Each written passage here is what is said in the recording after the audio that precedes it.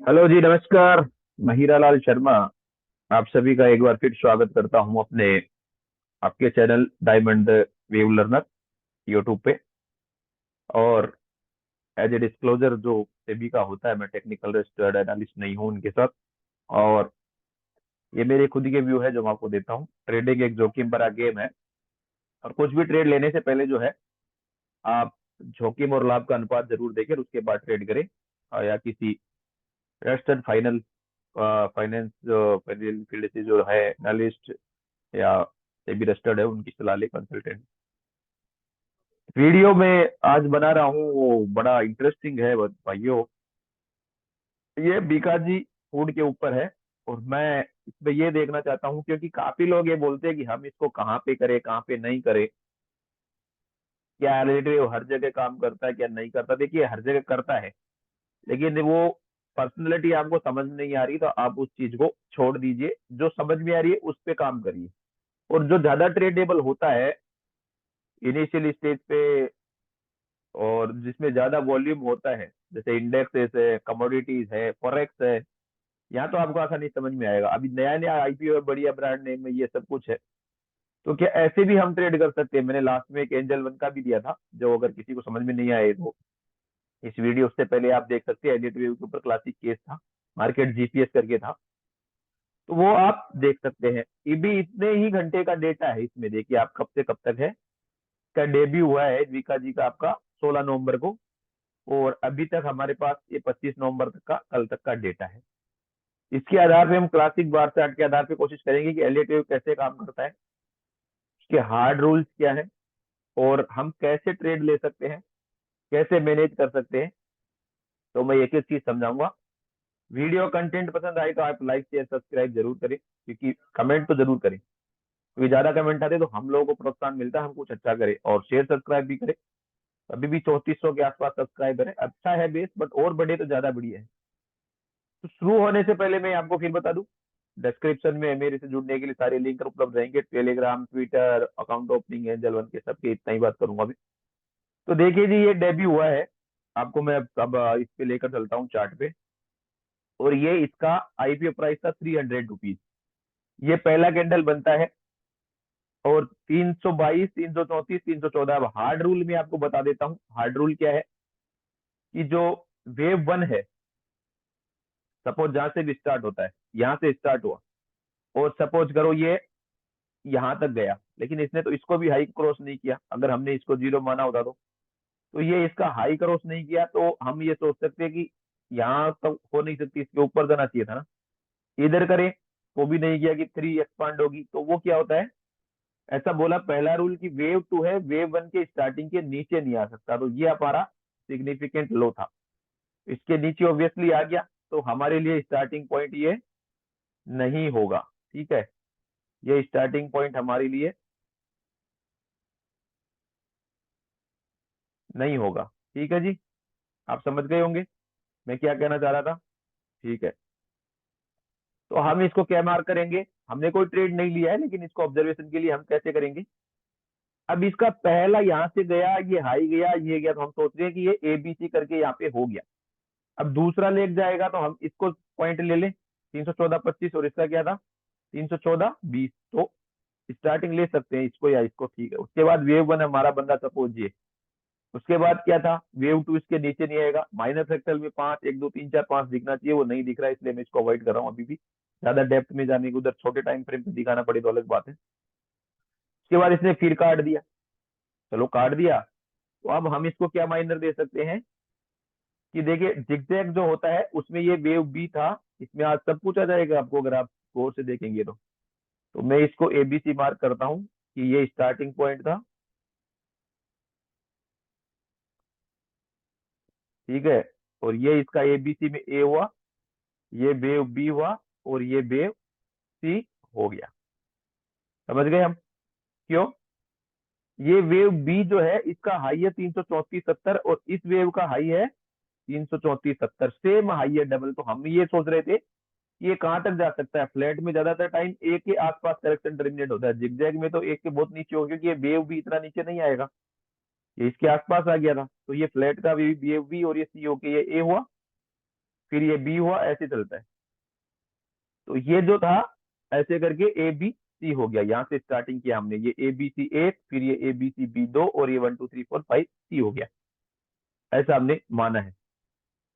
तो ये wave B था, ये इतना ऊपर आ गया, अगर इसके 334 70 तक, तो वेव ए कहाँ जाएगा आपका 314 20 के आसपास जाके टर्मिनेट होगा।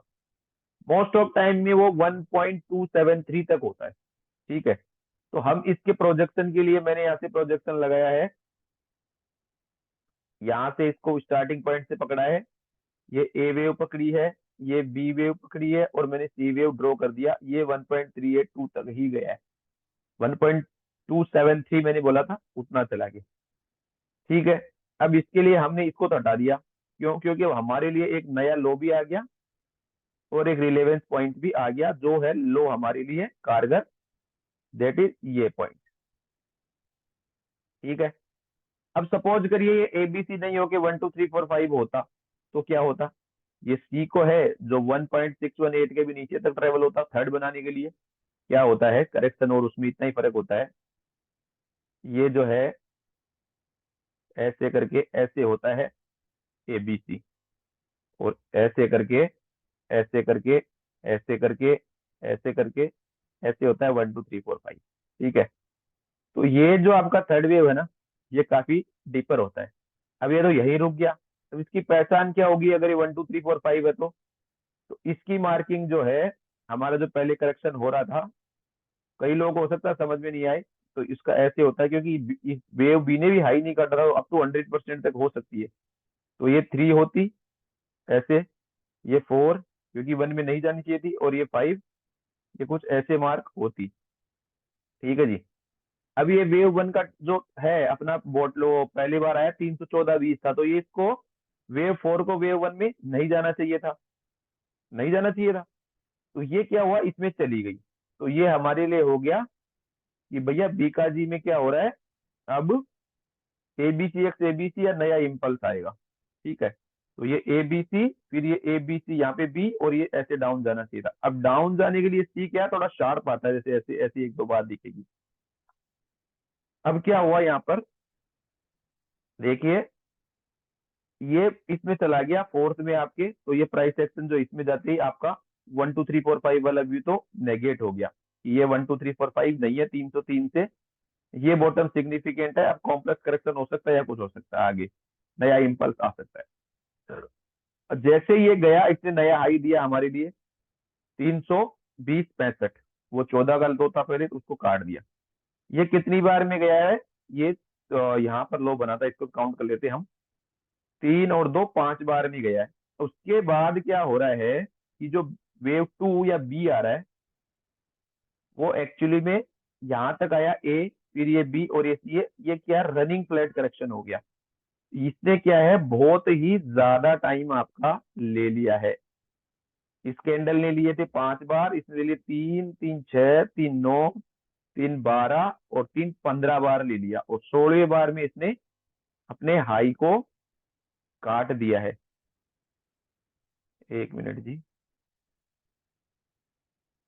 इसने अपने हाई को काट दिया, तो हाई को काट दिया और इतना स्लो था, तो हमारे लिए क्या हुआ, ये 1 2 3 आएगा। तो हमने क्या करना है उससे, हमको यहाँ एंट्री लेना है, यहाँ इसके ऊपर, इस हाई के ऊपर। ठीक है, और स्टॉप लॉस हमारे लिए रहेगा ये फ्लैट का वेव भी हमारे लिए जो है, ये स्टॉप लॉस रहेगा। ठीक है, ये रहेगा। अब इसके लिए टारगेट क्या रहेंगे थर्ड के लिए, हमने यहाँ से मार्क करिए, इसको मैं 1 2 3 4 5 मार्क कर देता हूँ, कैसे समझ रहे हैं, यहाँ से ये 1, ये 2 फ्लैट, ये 3, ये 4, और ये 5, कुछ ऐसे रहेगा। ठीक है जी, इसको मैं थोड़ा नीचे कर देता हूँ चार्ट को, तो आपको दिखेगा। एक मिनट, ऐसे दिखेगा। अब यहाँ एंट्री ली, अब थर्ड के लिए क्या टारगेट आता है, आपके 3 रूल में थे, पहला तो हो गया था, 2 रूल तो मैंने बता दिए थे कि 2 जो है वो वेव के 100% के नीचे नहीं जा सकता, तो ये यहाँ पे नहीं गया। 2 है जो फोर्थ जो है और वेव वन की टेरिटरी में नहीं आ सकता, जो मैंने उधर डाउन ट्रेंड में बताया कि ये आ गया था इधर तो ये गलत हो गया था, जैसे ये वेव वन का टॉप। तीसरा रूल है वेव थ्री शॉर्ट नहीं हो सकता सबसे छोटा वन और थ्री के। तो वन कितना रेंज था यहाँ से, 303 से लेकर आपका 321, 18 पॉइंट का। तो 18 का यहाँ से होगा, अगर ये माना 311 से 310-55 से 28 तक जाएगा। तो पहला टारगेट था ये 28। अब क्या कर सकते हैं हम इसमें, एक तो चैनल ड्रॉ कर सकते हैं। हमने वन और टू के, ये वन, ये जीरो से टू के इसके कर दिया, तो ये ब्रेकआउट कैंडल हमारे लिए एक और लॉन्ग था जो कंजर्वेटिव है, और स्टॉप लॉस के लिए भी यही रहेगा। उसके बाद क्या हो रहा है, टारगेट 1.6, आइडियल वेव थर्ड का जो रिट्रेसमेंट होता है। तीनों रूल आ गए, गाइडलाइन में चल रहे हैं अपन अब बार बार रिट्रेसमेंट के लिए। तो ये वन और ये टू के इस पे लगा दिया। तो पहला टारगेट क्या था, 340, 340-85 इसने सेम डे कर दिया। अब क्या होता है, यहाँ पर आती है बात, थर्ड वेव आती है बहुत फास्ट, और उसमें स्पाइक्स आते हैं, सर्किट लगते हैं, वॉल्यूम्स बढ़ते हैं। इसमें वॉल्यूम लगाएंगे तो आपको दिख जाएगा, अगर कहीं से लग सकता है तो कोशिश करेंगे। देखिए मैं कोशिश करता हूँ इस पे, मैं इसको हटा देता हूँ, आपके स्टोकेस्टिक को हटाता हूँ और वॉल्यूम लगाता हूँ अगर है तो।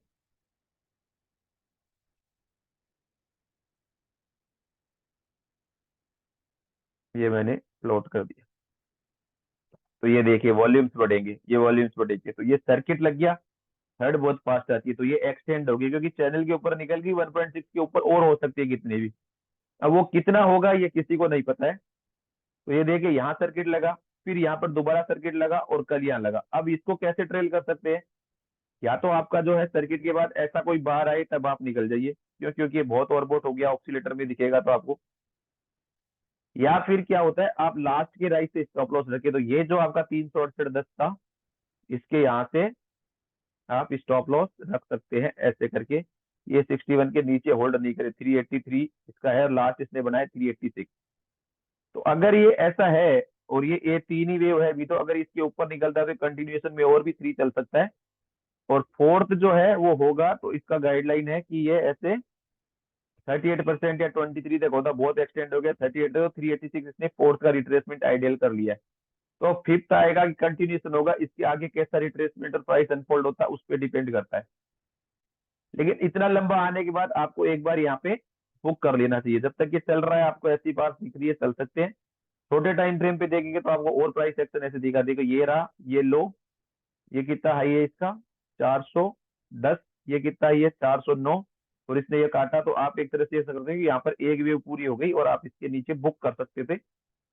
शॉर्ट आउट इसके लिए मैं एडवाइस नहीं दूंगा अभी भी कुछ भी, क्योंकि ये कैश का काउंटर है, और इंट्राडे में भी इसको अभी वेव टू बड़े भी नहीं आई है, फिफ्थ होके फिर ए फिर बी फिर अगले सी में हम ट्राई कर सकते हैं। क्योंकि कौन सा सी कितना जाएगा ये हमको वेव बीच के आइडिया हो जाता है। जैसे मैंने यहाँ बताया था ना आपको कि यहाँ से ये ऊपर आ गया इक्वल बराबर उससे पुराने हाई के, तो हमने नीचे जाने का आइडिया था कि ये 300 के ज्यादा नीचे जाएगा तो ये खराब हो जाएगा। तो उससे ऊपर जब तक है तब तक ये ठीक है, क्योंकि 1.618 जब तक होल्ड है, 1.38273 तक भी होता है, लेकिन 1.6 आप रीजनली दे सकते हैं। मैंने बार बार दिया भी है, तो उस केस में ये ज्यादा चलता है।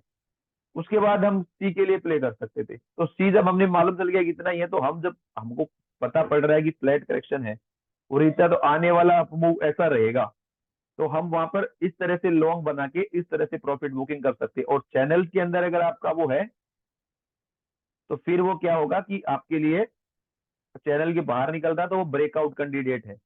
और ये टू और फोर का कैंडल हम लगाते हैं, वन और थ्री से कि फोर कहाँ पर आएगी जनरली, लेकिन इतना एक्सटेंड है तो जरूरी नहीं, क्योंकि ये सब गाइडलाइंस है, रूल तो हार्ड तीन ही है। तो अब ये चैनल आपके लिए कारगर है, ये आपका बेस चैनल है।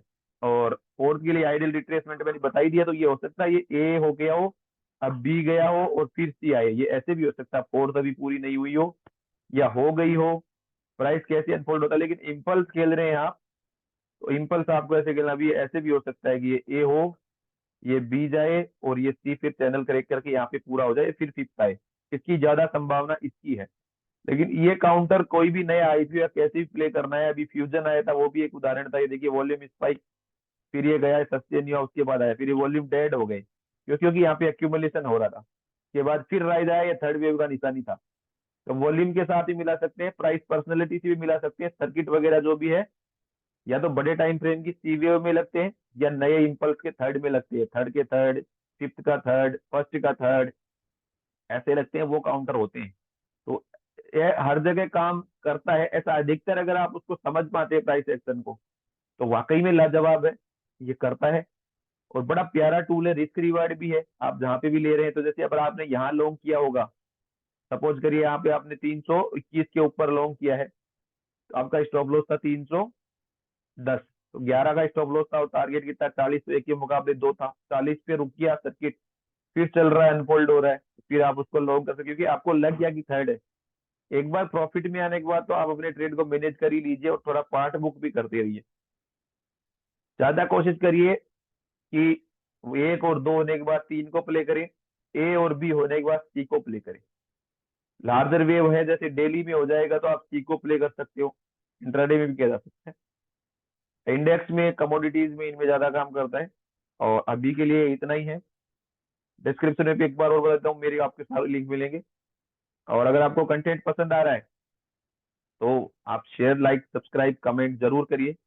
ठीक साथ में इस वीडियो को और करता हूँ, ये वीका जी के ऊपर था कि कैसे 1 2 3 बनता है, 4 5, और कैसे एबीसी बनता है, किसके कैसे लेग होते हैं। बी वेव आपको सी का आइडिया दे सकता है, या थर्ड का आइडिया दे सकता है। रिट्रेसमेंट पे आपको कहाँ लोग कैसे रिस्क रिवार्ड लेना है, रूल्स गाइडलाइन क्या है, इसके आधार पर आप ट्रेड करेंगे तो आप ज्यादा अच्छा ट्रेडर बनेंगे, और इमोशन से रहित रहेंगे। ज्यादा आप मार्केट में लंबे टिक सकते हैं, पैसा जनरेट होगा, इसकी संभावना ज्यादा है।